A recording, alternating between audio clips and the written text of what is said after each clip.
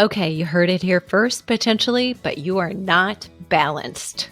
Even if every time you do a squat, you do a hamstring curl. Even if every time you do something for the right side of your body, you do something for the left, you're not balanced. Tune in today. Frank, thank you, by the way, so much for joining us here today and in a different setting than everybody's used to seeing, but there's a reason for this. So welcome. Thanks for being here. Appreciate it. And you're legal to be here. We should let everybody know that you officially are flipping 50, and they always like to know that. That's just a little bit above that. I won't go into the whole realm. You're overqualified. Is that what you're saying? Yeah. That's right. Okay. So let's talk about this in protonics. So I'm so glad actually we've got the bag sitting there so everybody can kind of read what is that and identify with it. But first of all, let's break down the word. What is protonics?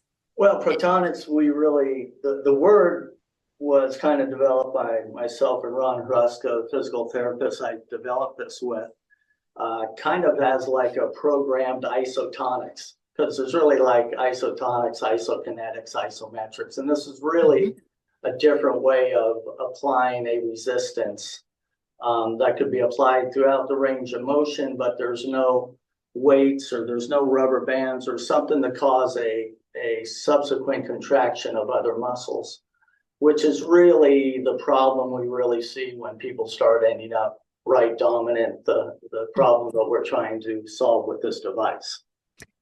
And I want to tap into that. So most people or many people become right dominant. And I think anybody here who is left-handed is going to say, but what about me? What about us? Is that true for me too? That's right. Well, really, yeah, and that is kind of a misnomer as far as left versus right-handed. Are you right dominant or not? Yeah.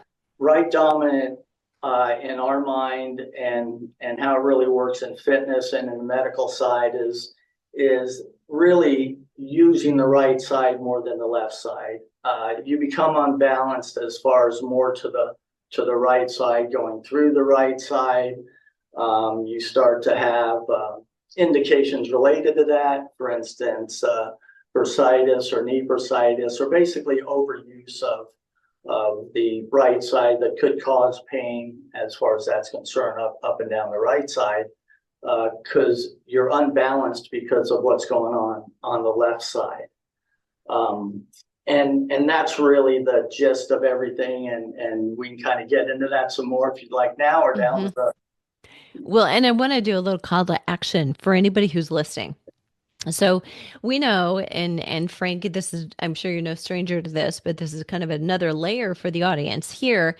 The decline in estrogen in women, starting at 40, really on average, some sooner, some a little bit later, it becomes more noticeable, but it increases the risk of injury rate to connective tissue. So you're talking hip bursitis. They're like, yep, uh-huh. And frozen shoulder and plantar fasciitis. And, so it goes on and on. And so I would love for anybody, though, listening, if you're seeing this post, you're seeing it on a Facebook post or an Instagram, reach out to me because I am super curious to hear from you. Is it on your right side? Where is it? So I would love to hear from you afterwards. So call to action for all of you. Frank, how did you get into this, first of all? I was afraid you're going to bring that up. Right. Well, really, in the past, I had an injury when I was younger with my hand and stuff, as far as a hunting injury that I didn't do on purpose. But long and short of it is I was recovering from this injury, and after I recovered, I realized that the spring-loaded device that I was using to recover really wasn't appropriate after surgery and stuff. So I actually had created a new device that had kind of a resistance that you could control the resistance, but it wasn't spring-loaded. So when I squeezed it, there's nothing trying to throw that back and stuff. So and you could stop anywhere through that. And that's where I just figured, I was going to sell 1,000 of these these hand devices, as far as hand grippers and stuff. And when I really got together with the therapist, Ron Huruska, he really saw a greater purpose for this type of resistance. And it was really taking those devices, say, hey, take 2 of these, put them on a system where you can get that on your left side. And for the first time, we can really control the activation of the hamstring muscles, the muscles right behind the leg, and the hip flexors in the front. And in his mind, and he was correct, it's really what controls the position of the pelvis, left versus right, forward versus back. And this is kind of the key to how everything evolved and how protonics works in the first place. We needed this type of resistance to really isolate the hamstrings. We can't do it with weights. We can't do it with rubber bands. Because it causes a subsequent contraction of the hip flexor muscles that we're trying to avoid. And that's what really controls everything from the tilt of the pelvis and symmetry, left versus right, and balance, left versus right, through the body. And so Ron being the physical therapist, but you have worked with him so long, and I spent just a little bit of time with you yesterday. I mean, I would say you have gone to PT school in a different way than many I learned do. from the best. Right? My guest today, Frank Jutras, is founder and president of Protonix G3 Sport LL3, and he's the leader for Protonix G3 development project. Frank, who is co-inventor of the Protonix system with physical therapist Ron Huruska, holds several patents on exoskeleton and robotics design. Like, sounds major, right? Frank has over 30 years of technical and development experience in biomechanics, exoskeletons, fitness equipment, virtual environments, and robotic systems, and holds several patents in this area, including patents held by Facebook Inc. Okay. But I want you to tune in here, because that bio may have just floored you to think, wait a minute, am I at the right place? Is this actually flipping 50? It is. But if you've ever had an itis, a bursitis, a plantar fasciitis, you know where I'm going with this. Frozen shoulder. You've had low back pain. You've had a knee thing. Right? This is for you, and it's for every one of us who wants to avoid it in the future. So I really want to come back and relay this to everybody listening. The problem with common exercises where even the ones that I'm giving you, all of you in your programs, your membership, every hamstring exercise that you're doing, you are causing an activation of other muscles too. We aren't truly isolating it, even though this is the major muscle group we're focusing and targeting here. Other muscles come out and play, so then we don't really get what we need if the hamstrings is the weak muscle. Talk a little bit about, knee issues that happen and why they happen most often.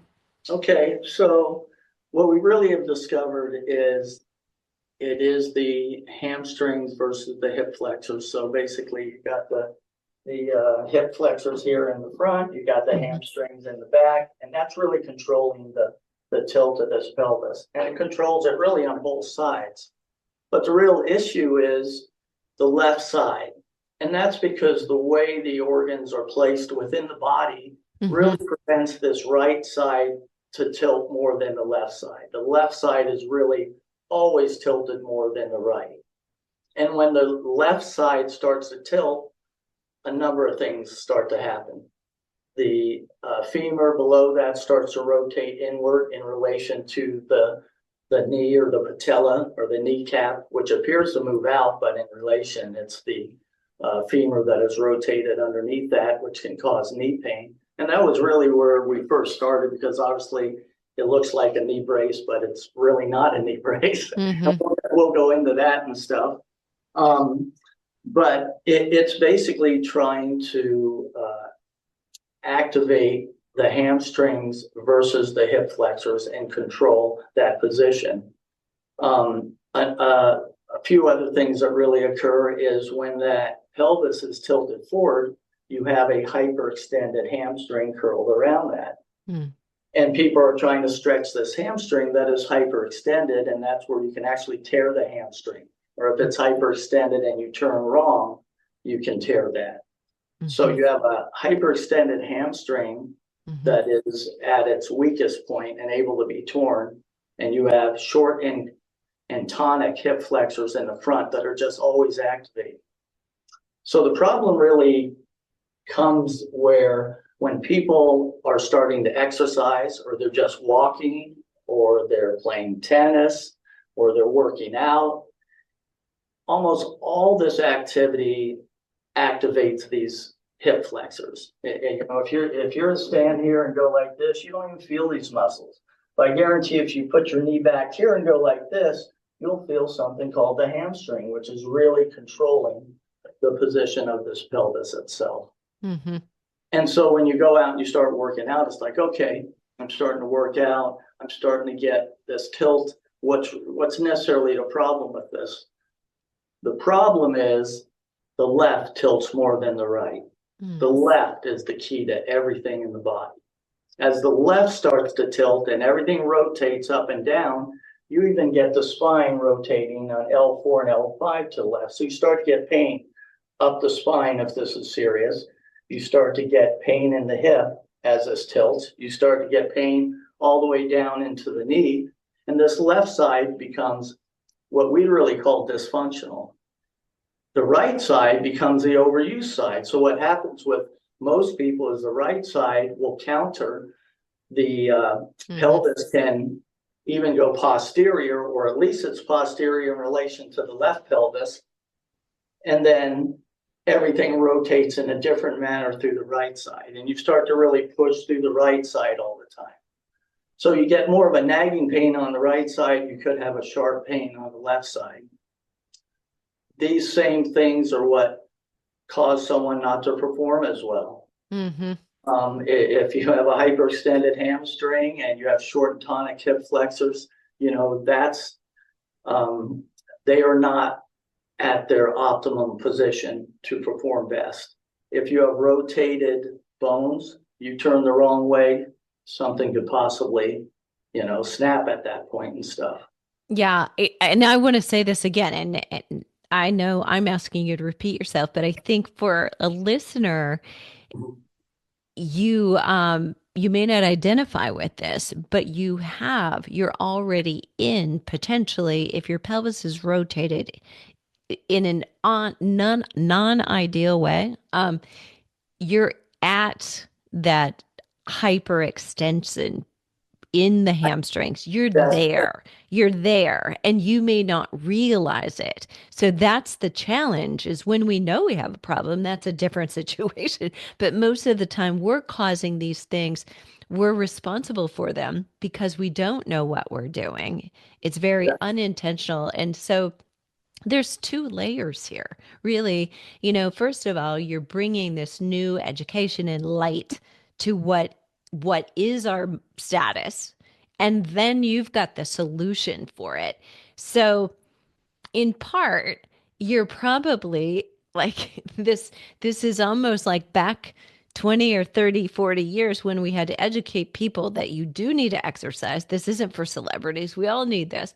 So there's a layer of, I think, probably women in their 50s, 60s, and 70s, we are far more open to it because we get it. Like, we keep getting hurt. We can't figure out why. We are more fit. What's going on? This is going on. Share that. Will you hold it up? Because you are so right. It looks like a knee brace, you know, and somebody's had, you know, MCL surgery or ACL surgery at one point, and they're like, oh, I've seen one of those, but you haven't. So yeah, describe it or show it. Yes. Do that.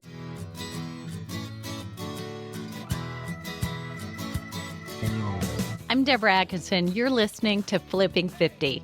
I started this podcast over a decade ago to answer questions about fitness in menopause and beyond before you knew to ask them. The goal to help accelerate your results with science and the practical application of proven protocols while living your best life. Every week I interview experts behind the scenes and the science of optimal hormone balancing fitness and longevity, and share answers to our community's questions so you can have the vitality and the energy that you want, need, and deserve.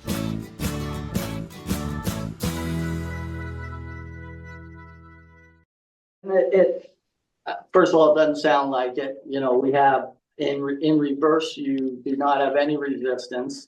Mm-hmm. In the forward direction, we have a programmed resistance that we've developed over many years that creates a certain resistance to movement at certain points through the range of motion, which are key to making this work correctly. This resistance, because you can only activate the hamstrings or the hip flexors at once because of reciprocal inhibition, it's either one or the other. And at first, they're just trying to fight against each other, and usually the hip flexors are winning. This is a situation where it's totally making the hamstring activate, but there's nothing that creates a subsequent activation of the hip flexors itself. So when we practice gait or walking with it after repositioning with the device, we can reinforce the proper activation of the hamstring. So how we get into doing the device, and I know we tried that on you yesterday, Yeah.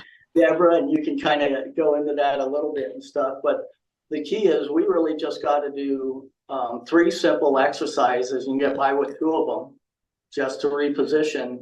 Takes less than 5 minutes to isolate the hamstring and reposition yourself in terms of that. Brings your body back into a balanced state. Then you walk with it, usually 3 to 5 minutes, at either on a floor or on a treadmill. You can go up to an hour with it, but you're trying to walk correctly, rolling through your toes. And we have a certain resistance that will activate right at toe roll off. It won't impede the gait, but it will prevent the hip flexors from activating. So when you take this device off, you still have that neuromuscular activation, the correct activation to keep yourself in a balanced state. And that's the key, is to be in a balanced state, to be not right side dominant. And that's kind of the key that I think everyone's heard that word, but it's like, okay, what does it really mean? Well, it could kill you.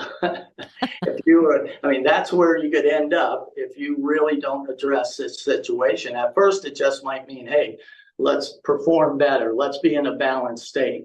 Let's warm up with the device, take it off, go through your activity. You might cool down with the device. But beyond that, it really prevents the more serious situation from occurring, because as this starts to occur and you lock yourself into this pattern by doing all the things you want to do to keep yourself in shape, but you're actually not balanced, and then you're building the muscles to hold you in that unbalanced position. You're really gearing yourself to, when you get older and older, you don't want to be unbalanced. You don't want to tip over. Right.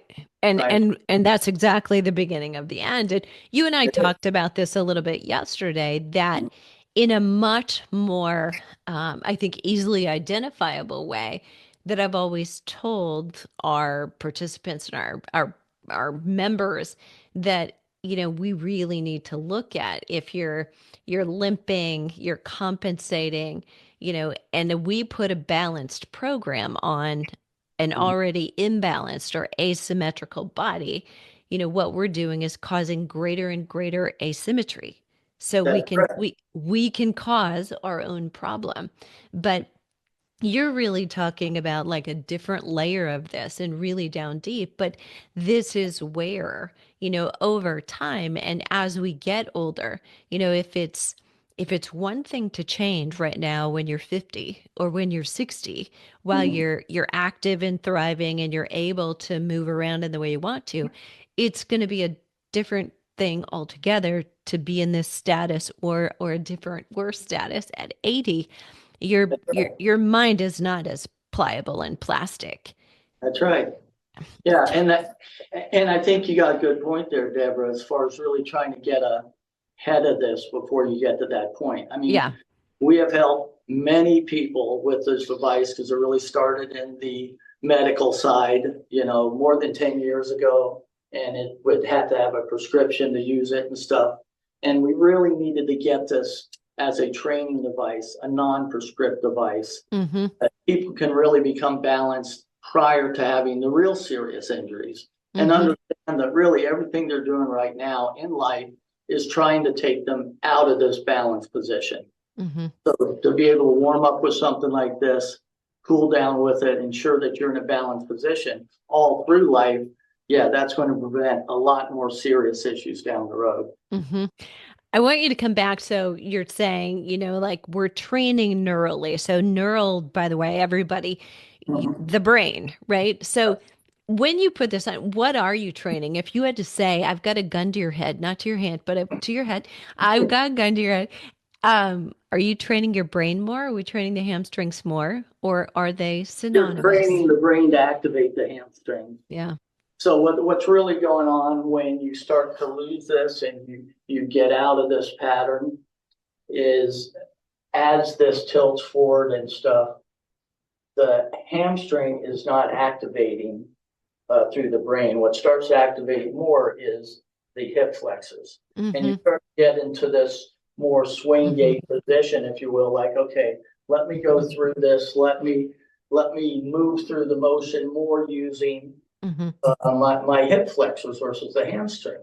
Mm-hmm. And a good example of this was the isolation of the hamstrings and people like yourself that, whether you're doing 100 pounds on a hamstring machine or whatever, when we can put 5 pounds of force and almost cramp you up, that's a situation where, okay, we have really never taken this away from that. And if Yeah. you can't take the hamstrings away from the hip flexors that's pulling everything forward, everything you do is going to continue to rotate. Mm-hmm. Well, it's the same reason your people continue to go back to the chiropractor. I mean, they understand that we want to get you into an alignment, but if the muscles during function are naturally taking you out of that position, and Mm-hmm. you got nothing to bring you back into it, that's why you're going to end up continually, getting realigned and stuff down the road. So good. And just to give everybody just an idea of, in my short time, it was a little longer, my time with Frank yesterday because it was introducing me to it, teaching me how to put it on, put it off. But I did it myself this morning, and I did it purposely before I walked the dog briefly, and then I went for an hour walk by myself and had to jump right into something else afterward or I thought about putting it on, but i I'm not walking with compensation or with a limp visibly, so there's nothing wrong and I wasn't complaining about anything. However, when I put that on and then used it, did the exercises and took it off, I felt completely different. Walking to me both yesterday and today. So yesterday I'd walked before I saw Frank. Today I walked after using it. Felt completely different. And, I can't even put my finger on what felt different, but I've got a greater awareness of, pushing off through my toe, trying to activate the hamstrings and of movement in my shoulders. I realize I'm holding still. So I'm not even activating my glutes. Yep. Subconsciously, I was holding my upper body still and tight, more rigid than relaxed and swinging. So you called my attention to a lot of things. And I just say that to say, you guys, January 1 makes 41 years of me doing this, not as a hobby, like regularly. So, we can all still learn something, not only period, but about our own bodies because we live in here. We just think we're home and things could potentially feel different. You don't know how good you could feel. That's what I want you to grasp. Will you talk a little bit about the research that's been done so far. Any plans for like who else do you want to study? Because I have women out here who put their hands up, probably. You bet. We'd love to have them. We, at first we've done plenty of controlled studies in the past. And at first, once again, from the medical side, it was more related to knee pain. And the device looked like a knee device. It was actually one of our Achilles heels. That's what Mm. I like because, and that it did take care of knee pain. But the reality is it's able to isolate the muscles basically to control the right position as far as that. So a lot of the studies we did were, okay, could it relieve pain versus something that didn't? And we had great response for knee pain studies, for back pain studies. We did some hip bursitis studies. All those were great as far as that's concerned. And they're on our website. Everyone can check it out at protonics.com.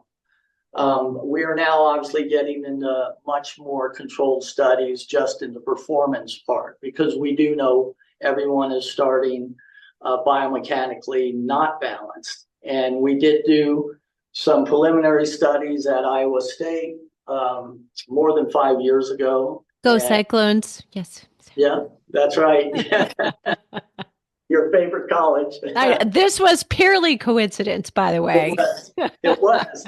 It was coincidence, but we put it on five of the swimmers, and all five of them broke personal records. One broke the record for the butterfly for the school itself, and that's because they started biomechanically correct prior to doing their activity. So now we are going to be studying some more collegiate and pro athletes as far as that's concerned, and doing some more controlled studies. We obviously feel almost everyone is not exactly biomechanically correct or slightly or more than slightly right side balanced. We know if we can bring people into balance, they are going to be stronger, faster, more agile, less chance for injury. So I think we'll be able to show that too. And so we're kind of hitting it from both sides. I mean, the key is we really want to get to these people before they are in a lot of pain. We want people to understand that if you're balanced and you can stay balanced while you're working out, you can avoid a lot of these issues down the road when you get older. Not that you and I are there or anything, but we are above 50. We're just 30 with a lot of experience. Yes. That's right. Exactly. Oh, yeah. And to everybody listening, if this was the first time you heard it here first. You are not balanced, girlfriend. I'm so sorry. I That's want true. to I want to come back to the swimmers at Iowa State or the study. At least how long how long was that study? How long had they used it? And just we're all a little bit geeky about protocols. Did they use it every single day for 7 days a week, or what was that Yeah, like? and that's why we're really going to get into some more controlled studies on just the performance because all these swimmers that actually started out from an injury and had an injury they had were recovering from Hmm. really the year before. So they were not only into a rehab program, but a training program on top of that. And then with Protonics kind of sprinkled in on top of that with this. So they were using Protonics as you would or whatever from a standpoint of, okay, with my rehab, let's make sure on a daily basis I Hmm. am positioned correctly. Hmm. And they would use it a little bit more as far as, within 30 minutes or so of the activity that they were going to do, to ensure that they were really at their peak balance level prior to whatever that activity was, whether it be swimming or working out, So football, or that anything else. that's pretty amazing. So yes, everybody could be saying, well, that's a college athlete. That's not me. But think about what we just said.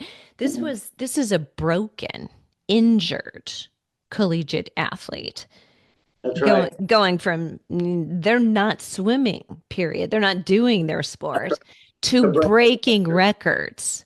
Yeah. That's a lot of things. That's also a head game, but It that's is, a but lot of physical. with you and I, it's more like, I mean, I want to play tennis. I know a lot of people want to play pickleball and stuff. I want to keep balance and stuff. Mm-hmm. It gets much more dangerous. I definitely don't want to fall over Mm-hmm. now, 5 years from now, 10 years from now. And Mm-hmm. I'm starting to do things like pickleball, and a lot of people are, and other Mm-hmm. things. Our age want to go out and do those things, want to ski and whatever. Mm-hmm. The more balanced you better, the better you are as far as that's concerned. So And so much, and to that point, I will say pickleball has become like an addiction. So many people are playing every day, but it's those things like skiing and mhm, tennis. I mean, you may play a couple times a week, but that's a little different than, if you've got some elite swimmer, they're number one, they're not as likely to get hurt, maybe overuse of the shoulder, but right. they're in the water, but yet they're in the water every single day doing that repetitively. And if Mhm. you were doing something every day, you would probably be a little less likely to be injured. I mean, per the frequency that you're doing it, unlike downhill skiing, That's you're, right. Doing it twice a year or whatever. yep, That is correct. And on the flip side of things, if you're working out and you're really an athlete and you're doing this all the time, you're also building muscles that reinforce whatever position you are in. So if yeah, you are not in a yeah, symmetrical position, obviously it can be tougher. In some respects, this should probably be on the sideline of every sport, yeah. because it isn't that you should keep your muscles warm by getting on a treadmill or a bike or whatever, Mm-hmm. but you need to be balanced at the same time. Mm-hmm. So to be balanced and then to build the muscles on top of that to reinforce that, I think that's the key to longevity and us being able to continue to do things when we're flipping 100. Oh my gosh. Yeah, I got to add another zero there. Okay. And Right. I am going for triple digits. So we got No to start doubt. thinking about it now. No doubt. So you mentioned earlier that this was at one point only available by prescription, That's which correct. has got to be, I mean, that's so limiting. That's few and far between. And then that just says that's our whole sick care system. You have Yeah. to be really bad Yeah. before you can get any help, not to get worse, That's right. to get better. So how available are they now? I mean, can anybody listening get their hands on them? Not only that, anyone can get their hands on them, and from any influencer like yourself, they can use an influencer code, and basically get $100 off basically by going to protonics.com. In addition, you use an influencer code, then you will also get a 30-day money back guarantee. We guarantee Yeah, this will work. It'll do sweet. what you say it will do as far as the activation of the muscles. And if it doesn't, for sure, we'll give you your money back on it and stuff. So Yep. And the one thing that to everybody listening, you hear me say this, and I'm going to say it again today. So there's no more powerful health influencer in the world than a midlife woman. I mean, we look at, three generations, but right.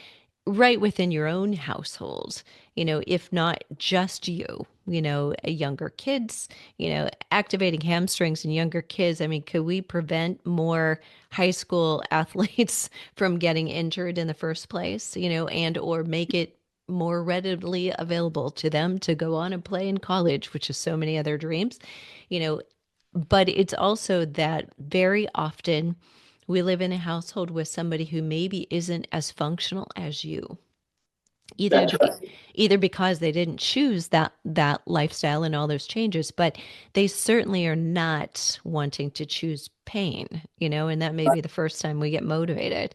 That's right.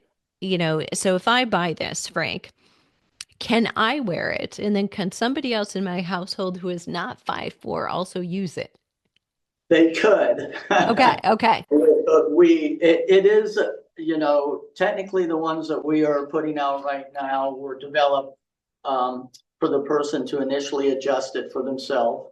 Okay. Um, they can be adjusted for someone else as far as that. So this size could really fit anyone from a large football player to a smaller person as far as that's concerned. Okay.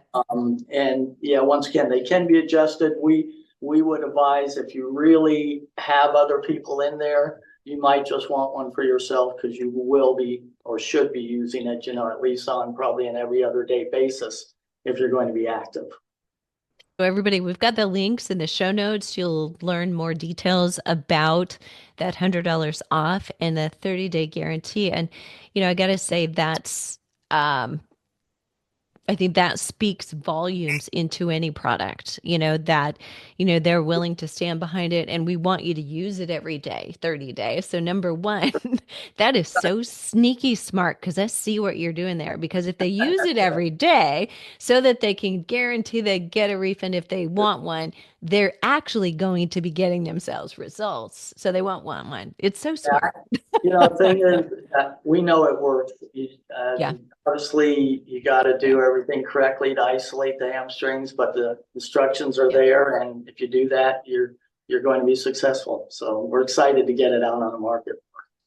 So good. Congratulations, by the way. So this has Thank been you. like a baby for you, I'm sure. Yeah. And then to see it come into to more than anything, to see it help so many people has got to be really rewarding. Well, I appreciate you having me, Deborah, and look forward to getting with you down the road again. Thank you so much. All right, everybody. Can't wait Thank you. to hear your thoughts. Share your questions if you're seeing this, wherever you're seeing it posted. And if this was helpful for you, and inevitably you know somebody, we all do, who needs some extra help, please share this episode with them.